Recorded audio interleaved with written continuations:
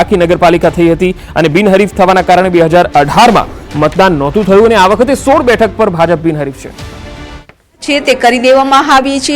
મતદાન શરૂ થઈ ગયું છે, પરંતુ મતદારોમાં કંઈક નિરસતા જોવા મળી રહી છે। જો કે હજુ સુધી મતદારો છે તે મતદાન મથકો ઉપર પહોંચ્યા નથી।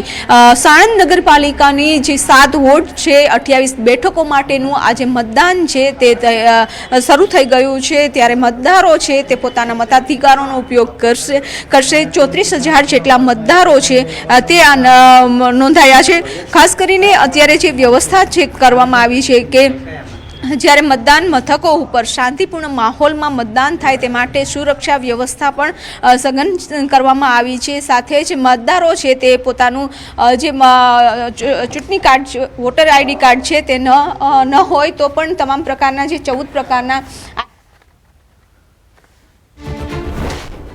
તો 3 તાલુકા પંચાયતની ચૂંટણીનું પણ આજે મતદાન છે અને હવે બોટાદની જો આપણે વાત કરીએ તો બોટાદમાં પણ સવારથી જ મતદાન શરૂ થઈ ચૂક્યું છે। 7 વાગી ચૂક્યા છે અને મતદારો પણ મતદાન કેન્દ્રો પર આવવાના શરૂ થઈ ગયા છે। બોટાદમાં પણ પાલિકાની ચૂંટણીને લઈને જબરજસ્ત રસાકસી દેખાઈ રહી છે। બોટાદથી સંવાદદાતા વિજયસિંહ ચુડાસમા મારી સાથે જોડાયા છે।